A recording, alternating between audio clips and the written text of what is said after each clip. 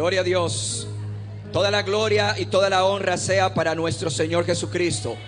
A Él siempre damos nuestra alabanza y nuestra adoración.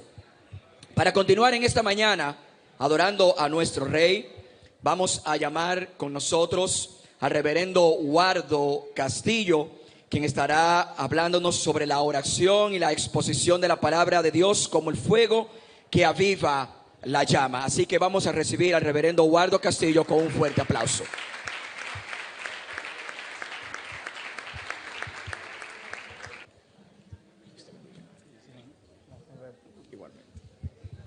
Dios les bendiga, mis hermanos. Bueno, los evangélicos tendemos una tendencia a decir que Dios le bendiga, como que la segunda es la que vale. Así que yo quiero que el Señor les bendiga de todo corazón. Y tenemos en la encomienda de trabajar un tema muy interesante en este séptimo encuentro. Creo que escuché acerca de la reforma como modelo de transformación sociocultural. Antes de entrar, me acompaña la pastora Zuleika Ciprián, mi esposa, y unos hermanos también de la iglesia. Y también un grupo de hermanos de La Romana y de San Pedro y de otros lugares. Nos unimos a este tiempo de celebración y felicitar al reverendo Héctor Martínez, a Junior, como ustedes le dicen, y a su esposa Keren Mejía. A todo el equipo que ha estado trabajando fuerte en esta tarea, igual que a nuestro superintendente, al reverendo Bolívar Leonardo, y a su esposa también. Bueno, pues vamos a trabajar un poco en esta mañana un tema que me han encomendado, y el pastor, aunque nuestro moderador habló acerca de la oración y de la Biblia, el tema puntual que me encomendaron fue el impacto de las Sagradas Escrituras en la transformación lograda por la Reforma. Cómo la Biblia impactó, qué rol jugó la Biblia en el proceso de transformación que nos ocupa abordar en términos de lo que ocurrió en el siglo XVI en la Reforma Protestante. Para ello les voy a invitar, hermanos, a que me acompañen a leer una porción de la palabra de Dios que nos va a arrojar luz como base textual para esta brevísima exposición. Y esa porción de la palabra de Dios se encuentra en Segunda de Pedro, capítulo 1, versículos 19 hasta el 21. Segunda Pedro 1, desde el versículo 19 hasta el 21. Es una porción altamente conocida y que basta con que el que no tenga Biblia la escuche y su memoria le va a llevar al pasaje. Dice: tenemos también la palabra profética más segura, a la cual hacéis bien en estar atentos, como a una antorcha que alumbra en lugar oscuro, hasta que el día esclarezca y el lucero de la mañana salga en vuestros corazones. El versículo 20 agrega lo siguiente: entendiendo primero esto, que ninguna profecía de la Escritura es de interpretación privada, porque nunca la profecía fue traída por voluntad humana, sino que los santos hombres de Dios hablaron siendo inspirados por el Espíritu Santo. Agradezco este espacio, hermanos, una vez más, para considerar brevemente el aspecto de la Biblia en términos de la transformación ocurrida en el siglo XVI. Otros exponentes van a agregar contenido y criterios a lo que yo voy a establecer como base, pero tomando en consideración que podrían haber algunas personas que no tengan todo el contexto de lo que se llama reforma. La Reforma Protestante fue un evento que se da en el 1517, se da en Alemania, y la encabeza un monje llamado Martín Lutero. Este monje protestante, este monje católico en ese momento, tiene un mover que se inicia cuando él está en sus ejercicios monásticos. Él comienza a darse cuenta de que hay unas fallas entre lo que se está diciendo desde los monasterios y la vida pública de los que representan a Dios. Preste mucha atención, porque las personas a veces creen que en aquel tiempo este reformador ya era un reformador. Algunos ven a Lutero como que él se propuso provocar una reforma. Otros ven a Lutero como que él estaba intencionalmente tratando de hacer un quebrajamiento en la iglesia a la que él había pertenecido de sus inicios. Todas esas posiciones están erradas. Lutero era un monje católico, se sentía bien siendo un monje católico. Él no quería incluso salir y luchó hasta último momento para no dejar la iglesia católica. Es más, algunos historiadores van un poco más allá. Yo no me sumo a ese criterio, pero algunos historiadores creen que Lutero murió siendo mariano, que murió siendo un adorador de la Virgen María toda su vida, porque él no quería abandonar. Tanto fue así que el sector de la iglesia católica lo representa como un oso que está destruyendo la viña del Señor. Y algunos de ustedes han escuchado hablar de la Biblia del oso. Bueno, la Biblia del oso es una contrarreforma, una protesta al movimiento que Lutero nace. Ahora, ¿cómo nace esto de este muchacho? Él visita Roma. El sueño de todo monje católico, de todo sacerdote que se prepara, era ir a Roma, porque desde los inicios del cristianismo, y esto me tomaría ir un poco más atrás, para lo cual no tengo el tiempo, Roma se constituye en la capital del Sacro Imperio Romano. Roma es también el epicentro de la vida religiosa. En el momento en que el Señor predica el Evangelio, cuando Cristo está predicando, la iglesia estaba, o los movimientos religiosos no tenían toda la complejidad del siglo XVI. Era un pequeño grupo de pescadores que andaban con Cristo predicando. En los tiempos de Pablo comienza lo que se llama la organización eclesial de un movimiento que era amorfo, no tenía forma. Y es Pablo a quien toma Dios para darle forma a un movimiento que viene calando y ya sale de Jerusalén, cruza por Samaria, trasciende las fronteras de Galilea, llega a Asia, está en la India y está en Europa, en Roma. Entonces Pablo es el hombre a quien Dios le comienza a mostrar los diseños de lo que antes era un misterio. Pero Pablo dice que a él le llamaron para develar el misterio que estaba oculto en la mente de Dios, que era la iglesia. Y es allí que Pablo comienza a establecer presbúteros, que son los presbíteros, comienza a establecer a los diáconos, a las diaconisas, y comienza a establecer a los obispos. Comienza a establecer orden. Y él dice que en las iglesias debería haber ancianos, presbíteros, diáconos que gobernaran la iglesia. Anteriormente, esas iglesias no funcionaban como nosotros. No había un pastor, sino que había una junta de ancianos en esa iglesia. Y esa junta de ancianos se hacía gobernar a la vez y dirigir con diáconos. Ahora, ¿por qué le digo todo esto? Porque con el paso del tiempo, llegado el siglo II, cuando termine el año 100 después de Cristo, la iglesia comienza a seguir sufriendo transformaciones. Bueno, porque al principio no era una iglesia perseguida. Era una iglesia que al principio tenía abiertas determinadas puertas. Pero llegado el año 55 de nuestra era, subió al trono de Roma un emperador llamado Nerón. Nerón altera para siempre la dinámica evangelizadora de la iglesia, porque Nerón comienza a perseguir a los cristianos. Así que los cristianos ya no tienen acceso libre a todo lo que tenían anteriormente, y el evangelio se convierte en una dinámica de predicación en la casa, en el callejón. La señora que evangelizaba y que limpiaba los hogares de los grandes reyes y de los poderosos eran cristianas. Es más, les voy a dar un dato. Hay un autor llamado Justo L. González, uno de los grandes historiadores nuestros. Tuve el placer de tomar recientemente una conferencia con él, y él decía: las personas creen que el evangelio comenzó a impactar por los grandes escenarios del mundo del tiempo antiguo, y es un error.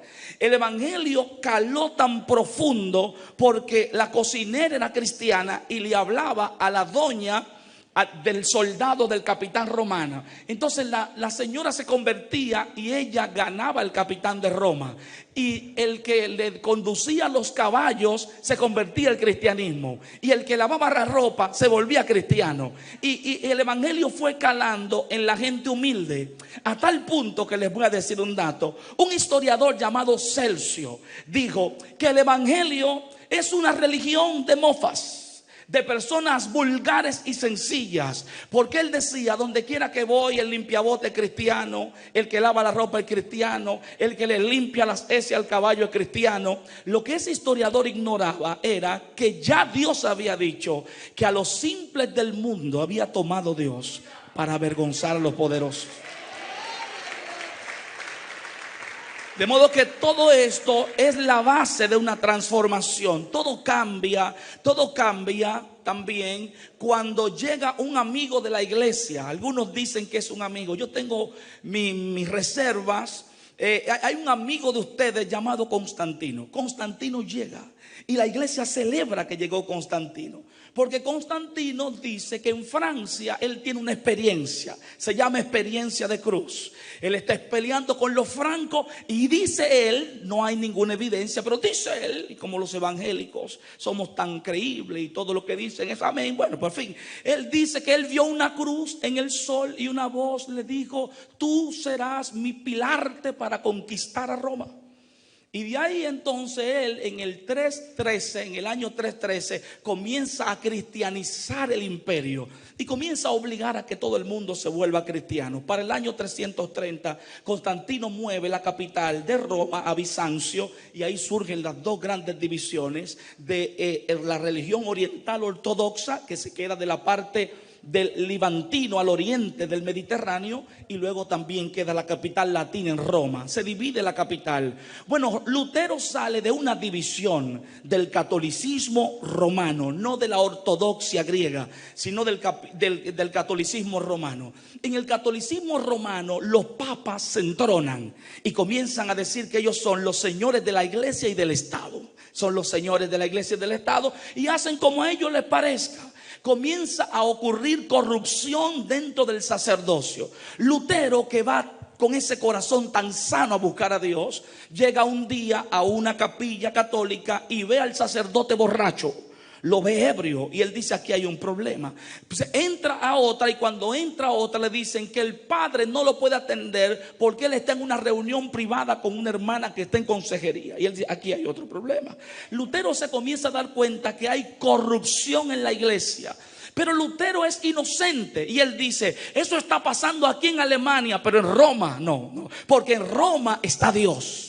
Y él da un viaje a Roma. Cuando llega a Roma, el hombre viene destruido, cabizbajo. Roma, dice él, es la sede del diablo. Ahí habita Satanás.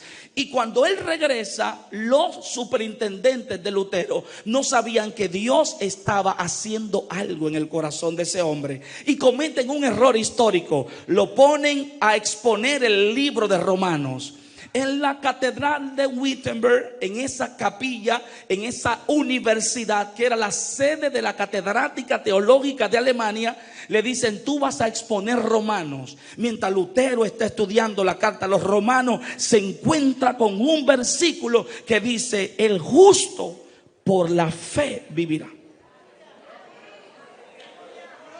Cuando él lee ese versículo en su biografía, él dice: fue como que las letras se pusieron color oro, salieron del texto y me cachetearon en la cara diciendo: así es como vive el justo por la fe. A partir de ahí todo cambia. La Biblia lo cambió todo, lo alteró todo para Lutero.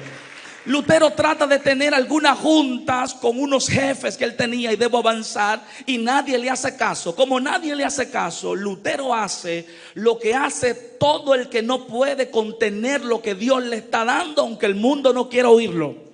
Lutero escribe, y cuando está escribiendo el 31 de octubre, que se celebra el Día de los Difuntos en Alemania, una fecha crucial, Lutero va a la puerta de Wittenberg, la catedral donde él impartía tesis, y escribe esas 95 tesis.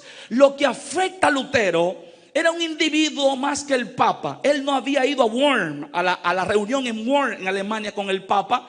Pero había un señor llamado John Texel. Ese individuo fue el que, algunos dicen, el diablo lo está usando, pero a mí me parece que Dios se lo puso en el camino a Lutero. Lutero va un día a dar la cátedra y John Texel viene en una carreta junto detrás con una alcancía grande que él tenía, como del tamaño de este podio, y tenía una ranura grande para que cupieran bien todas las monedas de oro. Cuando Lutero viene caminando, Texel se para en la esquina cerca donde está Lutero y dice el Papa que todo el que tenga gente muerta que quiera que se vaya al cielo, eche una moneda en esta alcancía, y que desde que la moneda cae en el fondo, en el cielo se escuchará y el alma de tu difunto irá al cielo. En un tiempo de oscurantismo teológico, que le digan a una persona que si echa una moneda, su mamá que está en el infierno va para el cielo, la gente comenzó a empeñar todo, comenzaron a botar las cosas y a echar dinero. Pero John no se había dado cuenta que había un individuo llamado Lutero que lo había escuchado. Lutero se le para al frente, lo señala y le dice: mira, hijo del diablo, si no quieres que tengamos un problema personal, vete y dile al Papa que te mandó que un verdadero pastor, esa fue la expresión, un verdadero pastor rico como lo es el Papa de Roma, si fuera verdad que las almas se salvan echando dinero, su deber fuera vaciar los tesoros de Roma y echarlo él mismo en esta alcancía, porque si él fuera pastor, quedara pobre a fin de que las almas fueran ricas en el cielo. Esto lo altera todo. Esto lo altera todo, lo cambia todo. De modo que le llevan el chisme al Papa y el Papa convoca a Lutero a una reunión en Worms. Cuando él va caminando, a Lutero le dice: no llegues a la reunión porque te están esperando para liquidarte. Lutero dice, las palabras de Nehemías están en los labios de Lutero. Él dice: un hombre como yo se va a esconder, y se presenta delante del Papa. La historia es más larga, pero en la tercera reunión, porque en la primera reunión no pudieron contradecirlo, dice el contrincante de Lutero, él mismo en su biografía dice: jamás me había enfrentado a un hombre que tuviera tal dominio de las sagradas escrituras. Cuando Lutero habló, me quedé frío sin saber qué decir, y el contrincante que el Papa buscó para enfrentar a Lutero fue el primero que dijo: ¿me pueden dar hasta mañana para yo ver qué le voy a decir a ese individuo? Suspenden la reunión al otro día, y esa noche dice la biografía, los biógrafos de Lutero, que él lloró en su habitación y dijo: Dios del cielo, si tú me has llamado para esta hora, dame la fuerza para no retractarme, para no avergonzarte, para decir lo que tú has puesto en mi corazón. Temprano en la mañana, el Papa le dice: te retractas de lo que estás diciendo. Y las palabras de Lutero fueron: la única forma de yo retractarme es si me muestran con la Biblia abierta que yo estoy equivocado. De lo contrario, mi conciencia y mi espíritu me impiden retractarme de lo que yo sé es la verdad de la palabra de Dios. Hagan lo que ustedes tengan que hacer. A eso se llama reforma. Un hombre convencido de que la única fe que impacta es la fe que transforma su contexto.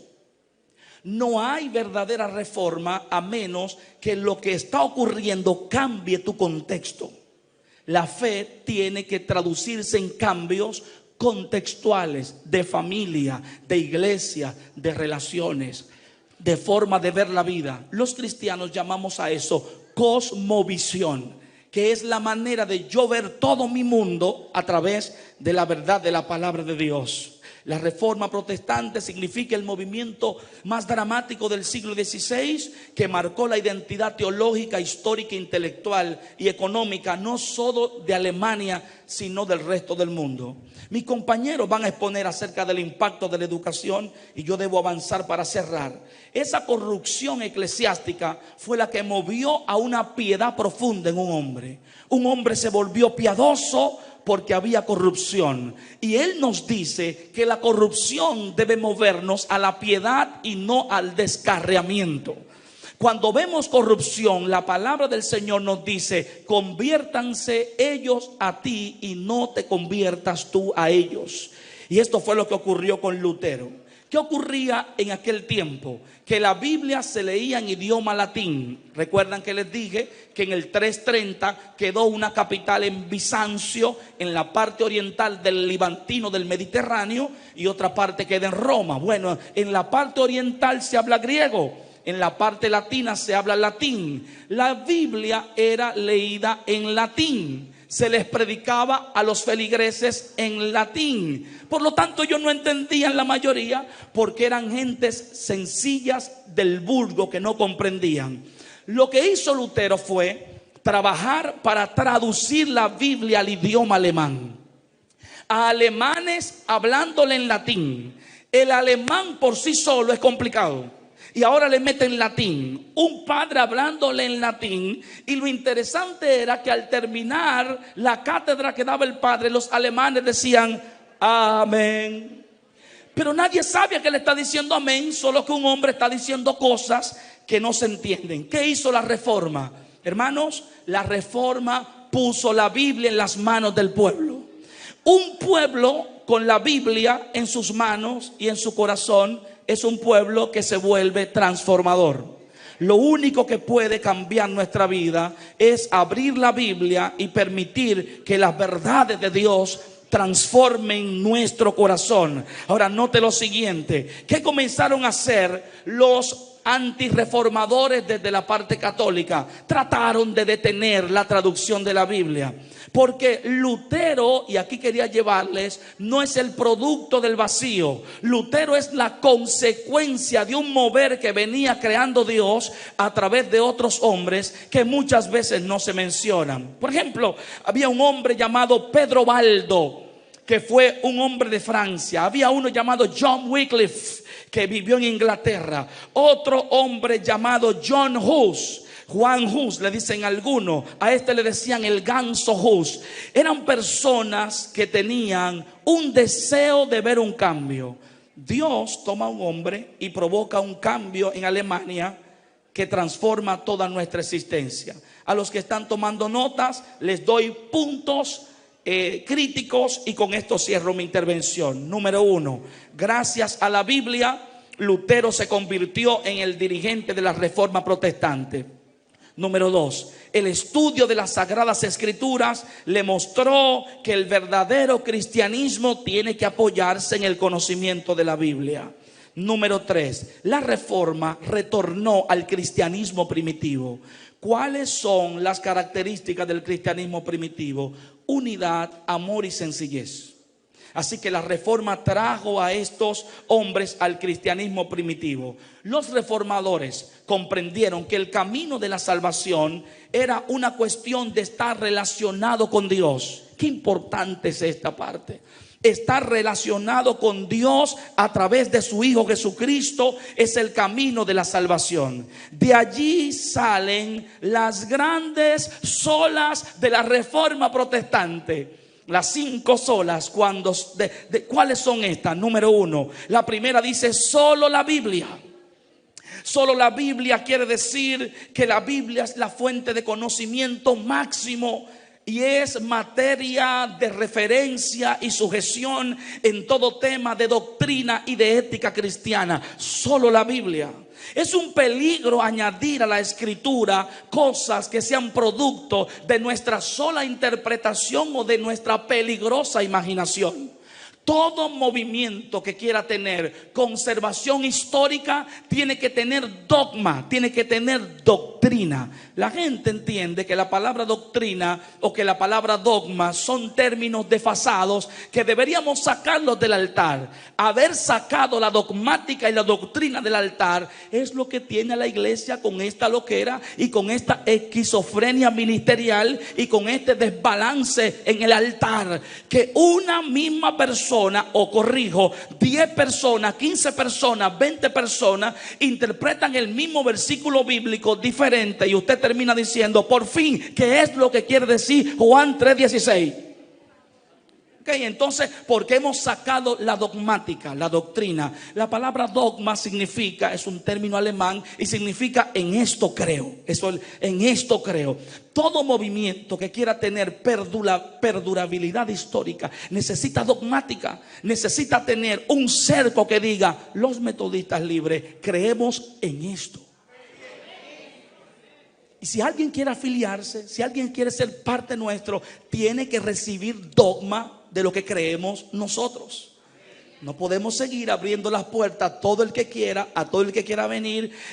Un amigo de ustedes dijo entren todo, pero nosotros no podemos decir entren todo. Tenemos que decir no, los que quieran entrar, los que quieran entrar tienen que entender esto. Tenemos doctrina y gracias a Dios tenemos un lema que lo escucho tanto de los labios de los hermanos y a mí me encanta escucharlo decir, nosotros tenemos la doctrina más linda, los metodistas tenemos la doctrina más hermosa. Me encanta verlo y cuando están diciendo eso me gustaría acercarme y predicarme los diga 3 principios de esa doctrina que usted está diciendo que es bella y que es hermosa, pero no lo hago porque sé que sería un problema. Porque no basta con que nosotros digamos que tenemos la doctrina más linda si no la conocemos, si no la practicamos y si no la creemos. Así que la sola escritura lo que está diciendo es que nada de lo que el hombre pueda hacer lo puede hacer sin la verdad de la palabra de Dios. La segunda sola es sola gracia. La salvación, la reconciliación y el perdón de nuestros pecados solamente lo conseguimos por los méritos del Cristo que fue muerto y que está hoy resucitado a la diestra de Dios. Nada nos hace salvo, ni nuestras ofrendas, ni nuestros credenciales, ni nuestra membresía, ni el certificado del seminario, ni tus ofrendas, ni tu diezmo, ni tu sobre con tu nombre timbrado en la iglesia. Nada de eso te hace salvo.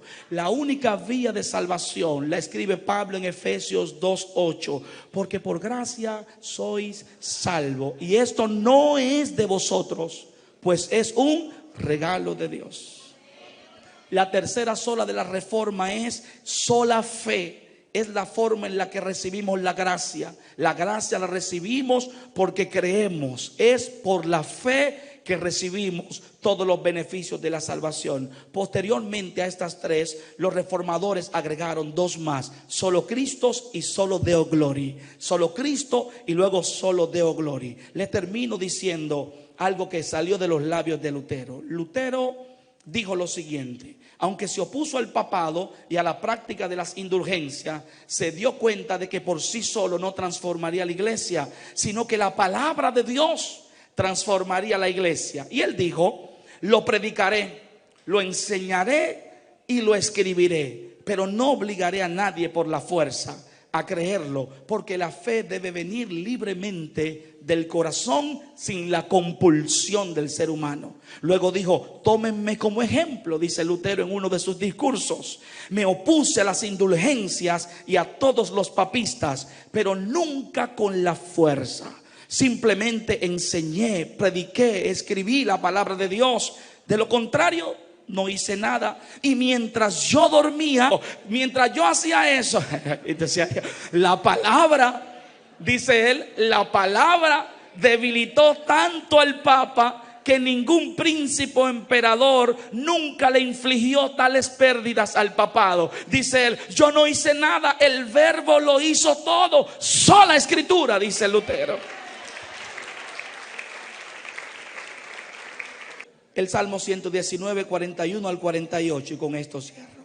Venga a mí tu misericordia, oh Jehová, tu salvación conforme a tu dicho, y daré por respuesta a mi avergonzador, que en tu palabra he confiado. No quites de mi boca en ningún tiempo la palabra de verdad, porque en tus juicios yo espero. Guardaré tu ley siempre, para siempre y eternamente, y andaré en libertad, porque busqué tus mandamientos. Hablaré de tus testimonios delante de los reyes, y yo no me avergonzaré. Y me regocijaré en tus mandamientos, los cuales he amado. Alzaré asimismo mis manos a tus mandamientos que amé, y meditaré en tus estatutos. Dios les bendiga, mis hermanos. Gracias por escucharme.